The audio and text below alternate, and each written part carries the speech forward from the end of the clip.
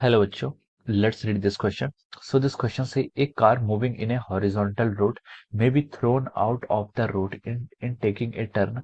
Option A is by the gravitational force. Option B is due to the lack of our proper centripetal force. Option C is due to the rolling frictional forces between the tire and the road.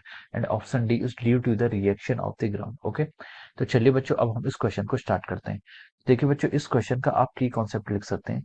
The key concept of this question is our centripetal force. ठीक है, इस question का आपको आपका जो की concept है वो क्या लिख सकते हैं आप, सेंट्रीपिटल फोर्स। ठीक है, centripetal force is the key concept of this question. ठीक है, सेंट्रीपिटल फोर्स होता क्या है? Centripetal force is a force. ठीक है, सेंट्रीपिटल फोर्स आपका ऐसा फोर्स होता है जब कोई ऑब्जेक्ट आपका सर्कुलर मोशन करता है। ठीक है, व्हेनेवर देयर कोई ऑब्जेक्ट क्या करता है आपका सर्कुलर मोशन करता है तो उस पर क्या लगता है, एक फोर्स लगता है टुवर्ड्स द सेंटर। ठीक है, उस सर जो सर्किल होता है जिस पर सर्किल मोशन करता है उसका सेंटर की तरफ एक फोर्स लगता है, उसे हम क्या बोलते हैं, सेंट्रीपिटल फोर्स बोलते हैं। ठीक है, it's magnitude is equal to m square by r. ठीक है, ये आपका सेंट्रीपिटल फोर्स होता है। ठीक है, अब देखिए इसने क्वेश्चन में हमसे बोला है कि जब एक कार क्या करती है, किसी हॉरिजॉन्टल रोड में मूव करती है और may be thrown out of the road in taking a turn. ठीक है, और जब कोई टर्न लेती है तो वो क्या करता है, वो थ्रो आउट मतलब बाहर की तरफ उस पर क्या लगता है, ये फोर्स लगता है। तो मतलब तो उसको हमें बताना है कि वो बाहर की तरफ क्यों जाती है। ठीक है, अब देखिए इस क्वेश्चन को हम ऐसा समझ सकते हैं जैसे कि आपका कोई गाड़ी है। ठीक है, जैसे आपकी एक रोड है। ठीक है, दिस इज अ रोड।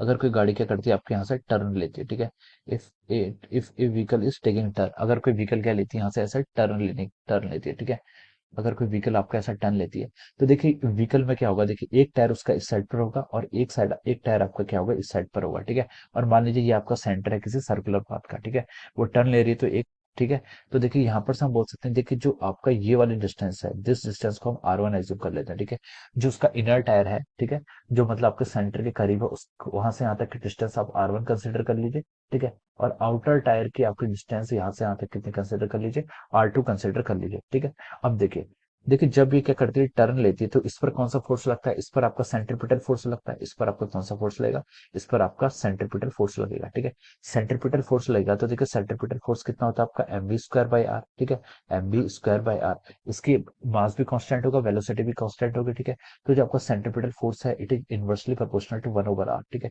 ये कि आपका 1/r के इनवर्सली प्रोपोर्शनल आ रहा है। देखिए ये आपका जो फोर्स है सेंट्रीपिटल फोर्स वो किसके इक्वल आ रहा है, आपका m we square by r का। ठीक है, अब देखिए यहाँ पर जो आपका सेंट्रीपिटल फोर्स है, सेंट्रीपिटल फोर्स यहाँ पर कोई तो प्रोवाइड कर रहा होगा। ठीक है, सेंट्रीपिटल फोर्स जो आपका आर है, सेंट्रीपिटल फोर्स कोई एक्चुअली में तो फोर्स नहीं है। ठीक है, it must be provided by some other forces, कोई दूसरा फोर्स क्या कर रहा होगा, इसे प्रोवाइड कर रहा होगा। ठीक है, तो यहाँ पर हम क्या करते हैं, यहाँ पर जो इसको सेंट्रीपिटल हॉरिजॉन्टल डायरेक्शन में और कौन सा फोर्स लग सकता है, देखिए वर्टिकल डायरेक्शन में नॉर्मल और एमजी लग सकता है, हॉरिजॉन्टल डायरेक्शन में आपका एक फ्रिक्शन का फोर्स लेगा। ठीक है, there active force of friction f s. ठीक है, ये आपका फोर्स ऑफ फ्रिक्शन लेगा जिसको हम क्या बोलते हैं, स्टैटिक फ्रिक्शन बोलते हैं। ये आपको सेल्फ एडजस्टिंग नेचर का होता है। ठीक है, तो ये फोर्स क्या करेगा, इसको बैलेंस करेगा। ठीक है, सेंट्रीपिटल फोर्स के यहाँ पर बैलेंस कौन कर रहा है, आपका स्टैटिक फ्रिक्शन।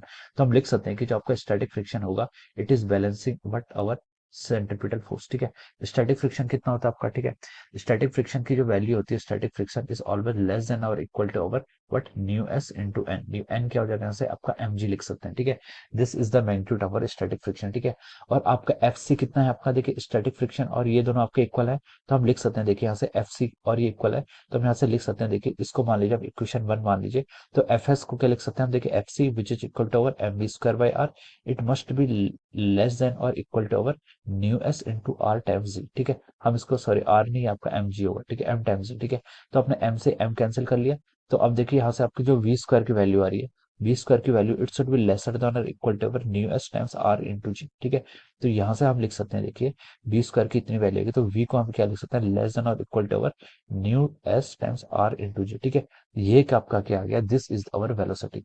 ये क्या गया, आपकी वेलोसिटी आ गई। ठीक है, तो जो आपकी वेलोसिटी होनी चाहिए वो इससे क्या होनी चाहिए, लेस होनी चाहिए, mu S into R times G से आपकी वेलोसिटी लेस होनी चाहिए। ठीक है, तब ये आपका वेलोसिटी होती है, minimum velocity for the safety turn के लिए। ठीक है, अब देखिए जो आपकी इस एक्सप्रेशन से वेलोसिटी आई हुई है, ठीक है, जो आपकी क्या ये वेलोसिटी आई है, वेलोसिटी की एक्सप्रेशन ये देखिए मैक्सिमम वेलोसिटी कितनी हो सकती है उसकी, root of mu S into R into G. ठीक है, root of mu S into R into G. ठीक है, ये आपकी क्या होनी चाहिए, मैक्सिमम वेलोसिटी होनी चाहिए। ठीक है, सेफ्टी सेफली टर्न करने के लिए। अब देखिए देखिए आपका जो यहाँ पर इनर रेडियस है उसकी रेडियस कितनी R1 है और जो आउटर रेडियस है उसकी रेडियस कितनी R2 है, ठीक है। तो दोनों टायर्स की क्या होंगी, आपकी क्या होंगी, दोनों टायर्स की आपकी जो वेलोसिटी होगी, ठीक है, वो क्या हो जाएगी, डिफरेंट हो जाएगी, क्योंकि R1 और R2 क्या आ रहा है, दोनों के लिए क्या आ रहा है, डिफरेंट आ रहा है, ठीक है। जो आपका इनर व्हील है, इनर व्हील का जो रेडियस होती है, ठीक है, वो क्या होगी, लेस होगी। और जो आपका आउटर व्हील है उसकी रेडियस क्या होगी, उसकी ज्यादा होगी, ठीक है। तो जो इनर व्हील है उसकी स्पीड क्या होगी, जो आपकी इनर व्हील है उसकी स्पीड क्या होगी, उसकी जो मैक्सिमम स्पीड होगी, ठीक है, वो आपकी लेस होगी as compare to the maximum speed of the outer wheel, ठीक है। तो यहाँ पर क्या होता है, इसके कारण क्या होता है, जो आपका इनर व्हील होता है, ठीक है, वो क्या करता है, ग्राउंड को पहले लीव कर लेगा, ठीक है। वो क्या करता है, ग्राउंड को पहले लीव कर लेता है, ठीक है। तो इसलिए हम बोलते हैं कि जो आपका जो आपकी जो कार होती है, अगर वो हॉरिजॉन्टल डायरेक्शन में मूव कर रही है और वो टर्न लेती है, ठीक है, तो वो क्या कर जाती है, आपकी थ्रोन आउट हो जाती है, ठीक है, ड्यू टू दिस रीजन, ठीक है, क्योंकि यहाँ पर आपका प्रॉपर सेंट्रीपिटल फोर्स क्या आ रहा है, नहीं आ रहा है, ठीक है। So this is the reason behind this concept, ठीक है। तो हम बोल सकते हैं यहाँ पर आपका क्या हो जाए, ये लिख सकते हैं, देखिए हमारा जो वी मैक्सिमम होता है, वी मैक्सिमम किसके लिए, आपका R1 के लिए, ठीक है। R1 के लिए क्या होगा, लेस होगा as compare to the v maximum for the R2, ठीक है। R2 के कंपेयर में क्या होता है, लेस होता है। इसके कारण देखिए दोनों की वेलोसिटी आपकी क्या होती है, डिफरेंट आ रही है। इसके कारण जो आपकी कार होती है वो क्या कर जाती है, आपको थ्रोन आउट हो जाती है, ठीक है, व्हाइल टेकिंग द टर्न, ठीक है। So this is the reason of this question, ठीक है। तो देखिए इसमें आपका ऑप्शंस पर मूव करते हैं। ऑप्शंस में देखिए इसने क्या क्या गिवन किया है। ऑप्शन में देखिए इसने ऑप्शन ए में बोला है बाय द ग्रेविटेशनल फोर्सेस, ठीक है। तो ये आपका हो नहीं सकता, इसको आप रॉन्ग कर दीजिए, ठीक है। ऑप्शन बी में इसने बोला है कि due to the lack of proper centripetal forces, ठीक है। तो ये आपका क्या राइट आंसर है, ठीक है, बी आपका राइट आंसर। ऑप्शन सी में इसने बोला है कि due to rolling friction between the tyre and the road, ठीक है। Rolling friction between the tyre and the road, ये भी आपका ऑप्शन नहीं हो सकता। ऑप्शन डी में बोला है कि due to the reaction of the ground, ठीक है, ये भी नहीं हो सकता, ठीक है।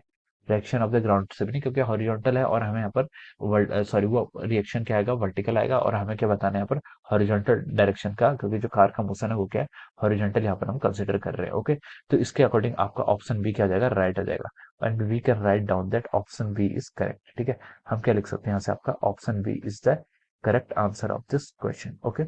सो I hope you all understood this concept, all the best and thank you so much.